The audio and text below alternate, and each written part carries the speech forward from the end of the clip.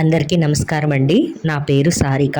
ఈరోజు మనం తెలుసుకోబోతున్నటువంటి కథ పేరు ఇప్పటికైనా నీకు ఆ బాధ తెలిస్తే మనం కలిసి ఉంటాం. లేకుంటే ఇక కథలోకి వెళ్ళిపోతే ఆఫీస్ నుండి వచ్చి అలసటగా కూర్చుండిపోయింది వింధ్య. ఇల్లంతా నిశ్శబ్దంగా ఉంది. ఆ నిశ్శబ్దం హాయిగా ఉంది. పిల్లలు వెనకాల గార్డెన్లో ఆడుతున్నట్లున్నారు. లేచి కాఫీ చేసుకుందామన్న ఓపిక లేదు. కిచెన్లో చప్పుడు వినిపించి తొంగి చూసింది. వివేక్ కాఫీ కలుపుతున్నాడు. వివేక్, నాకు కూడా ఒక కప్పు, లోపలికి వినపడేటట్లు క్యాకేసింది. జవాబు లేదు. మనసు ఉసూరుమని నిట్టూర్చింది.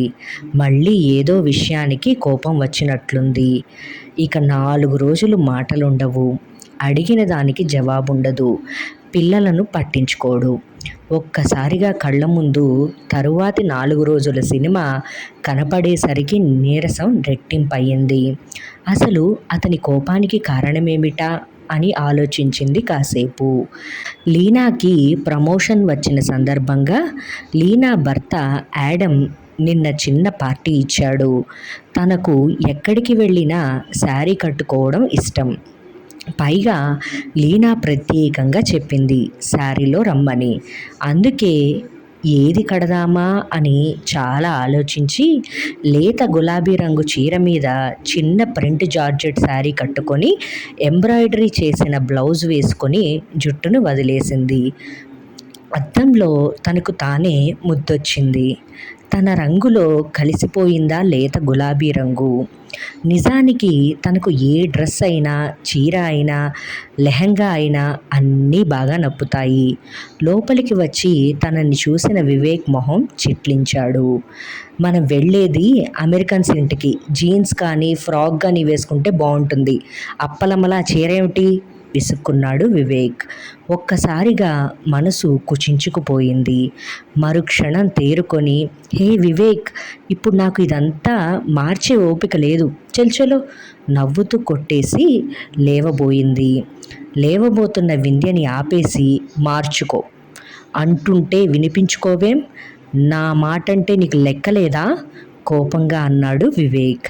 ఇంతలో మామ్, వీఆర్ రెడీ అంటూ పట్టులంగా వేసుకొని హరిణి, కుర్తా పైజమా వేసుకొని హర్ష పరిగెత్తుకుంటూ వచ్చారు. వాళ్ళని చూసేసరికి కోపం నశానానికి అంటింది వివేక్కి. నువ్వే కాకుండా అందరినీ అలానే అప్పలమ్మల్లా తయారు చేశావా? గట్టిగా అరిచాడు. అప్పుడు అతని మొహం చూస్తే భయానికి బదులు అసహ్యం వేసింది. నాన్న, మాకు ఈ డ్రెస్లే ఇష్టం. పైగా గ్యారీ అండ్ క్యార్లీలకు కూడా ఇవే తీసుకున్నాం, తల్లిని భయంగా హత్తుకుంటూ చెప్పాడు హర్ష. కోపంతో చేతికందిన ఫ్లవర్ వాజును నెట్టేసి బయటికెళ్ళిపోయాడు వివేక్. అప్పటికే తల్లి చీరలో తలదాచుకుంది హరిణి. నాన్న బ్యాడ్. తండ్రి వెళ్ళాక చీరలోంచి తల బయట పెట్టి అక్కసుగా అంది హరిణి. ఆ సమయంలో దాని మొహం చూసి నవ్వొచ్చింది. కానీ వెంటనే వాళ్ళ భయం చూసి జాలేసింది వింధ్యకి. ఓయ్ బంగారాలు, నాన్న కోపం చూసి భయపడ్డారా? ఉత్తిదే, చూడండి మళ్ళీ ఇప్పుడే పిలుస్తారు. పదండి పదండి, గ్యారీ వాళ్ళు మీకోసం బోలెడు ప్లాన్స్ చేసి ఉంటారు. లేట్ అయితే అవన్నీ మిస్ అవుతారు. అవును కానీ కార్లీ తనిచ్చే సర్ప్రైజ్ గిఫ్ట్ మిమ్మల్ని గెస్ చేయమంది, చేశారా? అనడంతో వెంటనే డైవర్ట్ అయ్యారు ఇద్దరు. అక్కడికి వెళ్తున్నామన్న ఉత్సాహం వచ్చేసింది. ఉరుక్కుంటూ బేస్మెంట్కి వెళ్ళారు. కానీ అక్కడ తండ్రి కనపడలేదు. అంతే స్పీడ్తో వెనక్కొచ్చారు. అమ్మా, నాన్న లేడు పార్కింగ్లో, కారు కూడా లేదు, గసపోసుకుంటూ చెప్పారు. అర్థమైంది వింధ్యకు. వెళ్ళిపోయాడు ఎక్కడికో. కోపం వచ్చినప్పుడల్లా అంతే, వెంటనే చెప్పింది. నాన్న ఇప్పుడే నాకు మెసేజ్ చేశారు. డైరెక్ట్గా అక్కడికే మనల్ని రమ్మన్నారు. పదండి వెళ్దాం. ఈ లోపల గెస్ట్ చేస్తూ ఉండండి, నేను క్యాబ్ బుక్ చేస్తాను చెప్పి ఊబర్ బుక్ చేసి తాళాలు అవి చూసుకొని వచ్చే లోపల క్యాబ్ గుమ్మం ముందర ఉంది. అక్కడికి వెళ్ళేసరికి వివేక్ అందరితో చలాకీగా నవ్వుతూ తుళ్ళుతూ మాట్లాడుతున్నాడు. ఒళ్ళు మండిపోయింది వింధ్యకి. తమాయించుకొని నవ్వుతూ ఎదురొచ్చిన లీనాతో లోపలికి వెళ్ళిపోయింది. చాలా బాగా అరేంజ్ చేసింది లీనా పార్టీని. లీనా హస్బెండ్ యాడమ్ చాలా హుందాగా ఉంటాడు. అందరినీ చక్కగా కలుపుకొని మాట్లాడతాడు. ముఖ్యంగా భార్య లీనాకి అతనిచ్చే గౌరవం చూస్తుంటే పెళ్ళికి బంధానికి విలువ ఇస్తామని చెప్పుకునే భారతీయ దంపతులు కూడా సిగ్గుపడాలి. ఆ మాట అంటే వాడు ఆడంగి వెధవ అంటాడు వివేక్. గ్యారీ క్యార్లీలు చాలా పొంగిపోయారు వాళ్ళ డ్రెస్లు చూసి. వెంటనే వెళ్ళి వేసుకొచ్చారు. లంగాను గుండ్రంగా తిప్పుతూ కార్లీ హరిణి ఆటల్లో పడిపోయారు. హర్షలు గారి రూమ్లోకి వెళ్ళి గేమ్స్ ఆడుకోవడం ప్రారంభించారు. పార్టీలో వీరు కాక ఇంకో ఇండియన్ ఫ్యామిలీ, 3 అమెరికన్ ఫ్యామిలీలు ఉన్నారు. ఇండియన్ ఫ్యామిలీలోని తల్లి కూతుళ్ళు పూర్తి పాశ్చాత్య దుస్తుల్లో ఉన్నారు. చూపులేవో గుచ్చుకుంటున్నట్లై వెనక్కి చూసింది. వాళ్ళని చూడు అన్నట్లు సైగ చేస్తున్నాడు వివేక్ కళ్ళతో. మాట్లాడకుండా అక్కడి నుండి వెళ్ళిపోయింది. మిగతా 3 అమెరికన్ ఫ్యామిలీ వాళ్లకు వింధ్య డ్రెస్ చాలా నచ్చింది. చాలా మెచ్చుకున్నారు కూడాను. అది వివేక్ని ఇంకా ఇరిటేట్ చేసింది. కార్లీ అందరికీ మంచి గిఫ్ట్ ప్రజెంట్ చేసింది. ఇంటికి వస్తుంటే కారులోనే నిద్రపోయారిద్దరూ. మర్నాడు విలేజ్కి క్యాంప్ ఉండడంతో పిల్లల్ని స్కూల్లో డ్రాప్ చేయమని మెసేజ్ పెట్టేసి వాళ్ళంతా లేవకముందే వెళ్ళిపోయింది వింధ్య. లేట్ అవుతుందనిపించి పికప్ కూడా చేసుకోమని మెసేజ్ చేసి ఇంటికొచ్చేసరికి 6 అయ్యింది. చాలా అలసటగా ఉంది. ఎవరన్నా కాఫీ కల్పిస్తే బావుండు అన్నట్లుగా ఉంది ప్రాణం ఆమెకు. కాఫీ కాదు కదా, ఇక మాటలు కూడా ఉండవు. రేపటి నుండి పిల్లల డ్రాపింగ్ పికప్ కూడా తనే చేసుకోవాలి. 4 రోజులయ్యాక ఆ కోపం చల్లారితే మాట్లాడినా తను సారీ చెబితే కానీ శాంతించడు. కాసేపు అలానే కళ్ళు మూసుకొని కూర్చుంది. కానీ పిల్లల ఆకలి తీర్చే బాధ్యత గుర్తొచ్చి లేచింది. అప్పటికే శీతాకాలం చీకటితో అర్ధరాత్రైనట్లు ఉంది. కుక్కర్ పెట్టేసి గబగబా ఆలు వేయించింది. అప్పటికే పిల్లలు తూగుతున్నారు. ఎలాగో బతిమలాడి వాళ్లకు తినిపించింది. ఆఖరి ముద్ద పూర్తవుతూనే నిద్రలోకి జారుకున్నారు. మూతి తుడిచి దిష్టి తీసి ఇద్దరి నుదుటి మీద ముద్దు పెట్టుకుంది. లేచి చేయి కడుక్కొని వచ్చి వాళ్లను సరిగా పడుకోబెట్టి బ్లాంకెట్ కప్పింది. వంట ఇంట్లోకి వెళ్ళి డైనింగ్ టేబుల్ సర్ది తాను పెట్టుకొని తినేసి మిగతావన్నీ మూతలు పెట్టేసి గదిలోకి వెళ్ళిపోయింది. అంతసేపు కూడా వివేక్ టీవీ చూస్తూ కూర్చున్నాడే కానీ పిల్లలు ఏడుస్తుంటే వాళ్ళని ఓదార్చలేదు సరికదా. హరిణి దగ్గరికి వెళితే నెట్టేశాడు. మమ్మీ దగ్గరికి వెళ్ళు అంటూ దాని దగ్గరకు తీసుకుంటూ వంట చేయాల్సి వచ్చింది. పడుకున్నదే కానీ నిద్ర పట్టలేదు వింధ్యకు. కళ్ళలో నుండి కారుతున్న కన్నీళ్లకు దిండు తడుస్తోంది. మనసు వేదనతో భారంగా అయింది. తనకే ఎందుకిలా? నిజానికి ఏ లోటు లేని జీవితం తనది. ముత్యాల్లాంటి పిల్లలు, ఏ బాధ్యతలు లేవు. హాయిగా ఆడుతూ పాడుతూ గడపాల్సిన జీవితం. నిజానికి వివేక్ పూర్తి చెడ్డవాడు కూడా కాదు. కానీ రెండో మనిషి ఉన్నాడు తనలో. మొదటివాడు బయట వాళ్లకు ఇష్టడు. రెండోవాడు పూర్తి వ్యతిరేకం. వివేక్ ఆఫీస్ నుండి ఇంటికి వచ్చాడంటే భయం. ఏ క్షణానికి ఏ రకమైన మూడుతో ఉంటాడో తెలియదు. పైనుండి విపరీతమైన కోపంతో అతనంటున్న మాటలకు ఒక రకంగా తన ఆత్మవిశ్వాసాన్ని కోల్పోతోంది. ప్రతి చిన్నదానికి పక్కవాళ్లతో పోల్చడమే, ప్రతి విషయానికి ఎత్తి చూపడమే. పెళ్ళై 10 ఏళ్ళయింది. సర్దుకోవడము, చికాకు పడడము, ఇంకా వీలైతే అరుచుకోవడము. ఒక్కరోజైనా ఆనందంగా ఉన్నామా అంటే సందేహమే. కలిసి ఉన్నామంతే. ఇద్దరము వయసులోని వారమే కాబట్టి పిల్లలు పుట్టారు. ఏదో అంతవరకే తన బాధ్యత అనుకుంటాడు. వాళ్ళ పెంపకంలో చిన్న సహాయం కూడా ఉండదు. పొద్దున్నే అలారం మోతకు మెలకువ వచ్చింది. బద్ధకంగా ఒక నిమిషం పడుకున్నా వెంటనే చేయాల్సిన పనంతా గుర్తొచ్చి తప్పదన్నట్లుగా లేచింది. పిల్లలిద్దరూ చెరో పక్కన హాయిగా నిద్రపోతున్నారు. వాళ్ళను లేపాలంటే మనసొప్పదు కానీ స్కూల్ టైం అవుతోంది.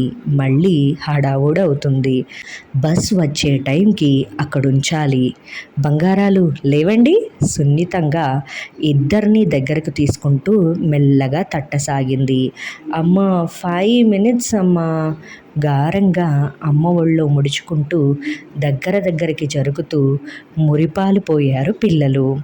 ఒక 5 నిమిషాలు వాళ్లతో ముచ్చట్లాడి లేవమని చెప్పి వచ్చేసింది చేయాల్సిన పనులు తలుచుకుంటూ. ఆ తర్వాత ఆఫీస్కి వెళ్ళిందే కానీ తల నొప్పిగా ఉండి ఇంటికి వచ్చేసింది. కాఫీ కలుపుకొని ఆలోచించసాగింది. ఎలా ఈ ప్రాబ్లం సాల్వ్ చేసుకోవడం? అప్పటికీ ఒకసారి చూచాయిగా అత్తగారు మామగారు ఉండగా చెప్పింది. అమ్మో, నా కొడుకు మీద నింద వేయకు, నా గుండె ఆగిపోతుంది అంటూ గుండె పట్టుకొని గోల చేసిన ఆవిడది మూర్ఖత్వం అనుకోవాలో కొడుకు మీద ప్రేమ అనుకోవాలో అర్థం కాలేదు. ఆవిడ అలా మాట్లాడుతుంటే నోరు తెరిచి సమస్య చెప్పుకుంటున్న కోడలిని సమస్య ఏంటమ్మా అని అడగాల్సింది పోయి దేవతలాంటి మీ అత్తగారిని బాధ పెట్టకు అంటూ కోడల్నే అరిచిన డమ్మీ లాంటి మామగారిని చూస్తే గౌరవించాలని అనిపించలేదు. పెళ్ళాన్ని ప్రేమించడం అనే మామగారి పోలిక వివేక్ కూడా వస్తే బాగుండేదనిపించింది. ఆలోచిస్తూ టీవీ రిమోట్ తిప్పసాగింది. పిల్లల కార్యక్రమం ఏదో వస్తోంది.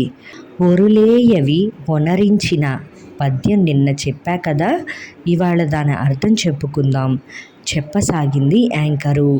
సడన్గా ఒక ఆలోచన ఫ్లాష్లా వెలిగింది. ఉత్సాహంగా లేచి కాఫీ కలుపుకొని తాగింది. ఇంతలో లాక్ ఓపెన్ చేసుకొని వివేక్ లోపలికి వచ్చాడు. వివేక్, కాఫీ తాగుతావా అడిగింది ఏమీ జరగనట్లే. ఏ కళనున్నాడో కావాలని చెప్పి సోఫాలో కూలబడ్డాడు. మంచి కాఫీ కలిపి వివేక్కి ఇచ్చింది. థ్యాంక్స్ ఆశించకుండా. వివేక్, ఎప్పుడు చూసినా నీరసంగా ఉంటావు, కాస్త వెళ్ళి ఫ్రెష్ అవ్వచ్చు కదా అంది. నువ్వేమీ నాకు చెప్పనక్కర్లేదు, నా సంగతి నాకు తెలుసు. విసురుగా లేచి వెళ్ళి ఫ్రెష్ అయి వచ్చాడు. అదేంటి వివేక్, ఆ డ్రెస్ ఏంటి అంత చండాలమైనది వేసుకున్నావు? ఒకసారి అద్దంలో చూసుకున్నావా? నీ కలర్కి ఆ డ్రెస్ ఏమైనా నప్పిందా? పక్కపక్క నవ్వేసింది. ఫస్ట్ టైం వింధ్య అలా మాట్లాడడం.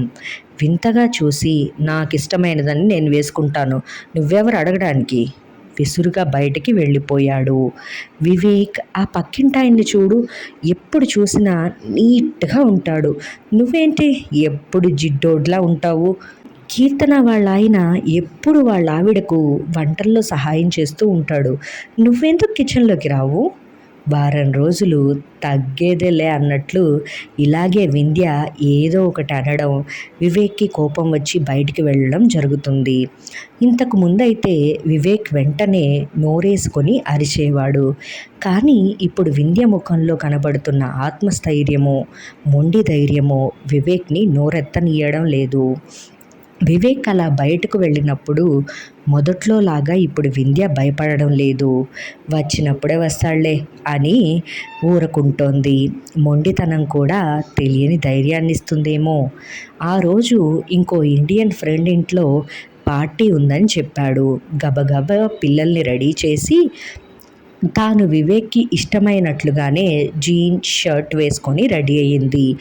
చూసి వేరే కమెంట్ ఏమీ చేయకుండా తాను కూడా రెడీ అయ్యాడు వివేక్. వింధ్య మటుకు వివేక్ని చూస్తూనే, వివేక్, ఈ జన్మకు నీకు రెడీ అవ్వడమే రాదా? మా ఫ్రెండ్స్ అందరూ నవ్వుతున్నారు, బఫూన్లా రెడీ అవుతున్నావట. ఆల్రెడీ జుత్తంతా ఊడిపోయి ముసలాకారంలో పడ్డావు, కాస్త డీసెంట్గా రెడీ అవ్వడం ఎప్పుడు నేర్చుకుంటావు? అడుగుతూనే నిశ్చేతుడై నుంచున్న వివేక్ని వదిలేసి పిల్లల్ని తీసుకొని బయటకు వెళ్ళింది. కాసేపటికి కారు బయలుదేరిన శబ్దం వినపడింది. వివేక్ ఉడికిపోయాడు. రాత్రి వాళ్ళు ఇంటికి వచ్చేసరికి కోపంగానే ఉన్నాడు. రాణి అంతు తేలుస్తా ఏ వందోసారో అనుకున్నాడు.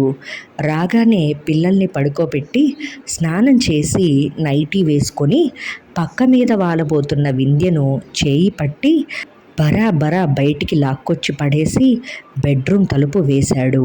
అర్థమైంది వింధ్యకు సమయం వచ్చిందని. నిన్ను చంపేస్తానేమనుకున్నావో? నన్నేమన్నా అనడానికి నువ్వెవరివి? నీకే హక్కుంది? ఎంత ధైర్యం అసలు? నువ్వు నువ్వు మాటలు తడుముకుంటున్న వివేక్ని ఆగమని సైగ చేసి చక్కగా బాసా పట్టు వేసుకొని కూర్చుంది. వివేక్ కూర్చో. ఇప్పుడు నువ్వు అడిగావే అదే నేను అడుగుతున్నాను. నన్ను అనే హక్కు నీకు మాత్రం ఎక్కడిది? ప్రేమిస్తున్నాను అని వెంటపడ్డావు. నన్ను ప్రేమించే వాళ్ళను పెళ్లి చేసుకుంటే వారితో నా జీవితం బాగుంటుందని అందరూ వద్దన్న కాకి ముక్కుకు దొండపండులా ఉంటారని అన్నా కూడా నీతోనే నా జీవితం అనుకున్నాను. నువ్వు కాకపోయినా నీ మనసు అందంగా ఉందని భ్రమపడి పెళ్లి కొప్పుకున్నాను. ప్రేమిస్తున్నప్పుడు ఎలా తయారైనా అందంగా కనపడ్డ నేను పెళ్ళి తర్వాత అలా కనపడటం లేదు. కానీ నేను అప్పుడు ఎలా ఉన్నానో ఇప్పుడు అలానే ఉన్నాను. నువ్వు మాత్రం నీకులాగే నీ మనసును వికారంగా చేసుకున్నావు. వారం రోజులకే నేను అన్న మాటలు తట్టుకోలేక నన్ను చంపాలన్నంత కోపం వచ్చింది నీకు. చంపేయడమే కరెక్ట్ అయితే నిన్ను ఎప్పుడో చంపేదాన్ని. ఆ ఆలోచనే రాకుండా 10 ఏళ్లుగా నువ్వు పెడుతున్న మానసిక హింసను తట్టుకుంటున్నానంటే నిన్నుగా నీలోని లోపాలతో సహా ప్రేమిస్తున్నాను కాబట్టి. నీది సుపీరియారిటీ కాంప్లెక్స్. అందరూ నన్ను మెచ్చుకుంటున్నారనే ఇన్ఫీరియారిటీ కాంప్లెక్స్ తెలియడం లేదు. ఇక ఇంత స్ట్రెస్ భరించే శక్తి నాకు లేదు. కలిసి ఉందామా విడిపోదామా? వింటూనే విపరీతమైన కోపంతో లేచి బయటకు విసురుగా వెళ్ళబోయాడు. ఆగు, మొత్తం విని వెళ్ళు. ఇప్పుడు వెళ్ళావంటే ఇదే మనం చివరిసారి కలుసుకోవడం. ఆగి భయంగా చూశాడు. మనిషి శాంతంగా ఉన్నా వింధ్య మాటలు కత్తిలా ఉన్నాయి. నువ్వు నన్ను మెచ్చుకోకపోయినా పర్లేదు. ప్రతిసారి తక్కువ చేసి మాట్లాడితే అది చాలు నాకు డిప్రెషన్ రావడానికి. అసలు ఇన్నేళ్ళు నేను ఇంత సహనంతో ఉండడమే గ్రేట్. నీకు నేను అవసరం లేకపోయినా నా పిల్లలకి నేను కావాలి. ఇక నా వల్ల కాదు. ఒకరి వల్ల మనం దేనికైతే బాధపడతామో మనం అలా ప్రవర్తించి బాధ పెట్టకూడదు అనేది వెనకటికి మాట. కానీ నీలాంటి మూర్ఖులకు ఎదుటివారి వేదన అర్థం కావాలంటే మీరన్నది మీకు తెలియాలి. అందుకే వారం నుండి అలా అంటున్నాను. ఇప్పటికైనా నీకు ఆ బాధ తెలిస్తే నువ్వు మారితే మనం కలిసి ఉంటాం. లేదా హాయిగా ఇద్దరము ఎవరిదోన వాళ్ళుందాం. నువ్వే నిర్ణయించుకో. ఏదైనా నాకు ఓకేనే. గుడ్ నైట్ చెప్పి వెళ్తున్న వింధ్యను నిస్సహాయంగా చూస్తూ ఆలోచనలో పడ్డాడు వివేక్. ఇంతేనండి కథ. ఈ కథ కనుక మీకు నచ్చినట్లు అయి ఉంటే, ఎవరైనా ఈ కథకు రిలేట్ అయ్యి ఉంటే కనుక ప్లీజ్ ఈ వీడియోని లైక్ చేయండి. మన ఛానల్కి సబ్స్క్రైబ్ చేసుకోండి. ఇలాంటి మంచి మంచి కథలు వస్తూనే ఉంటాయి. Thank you all.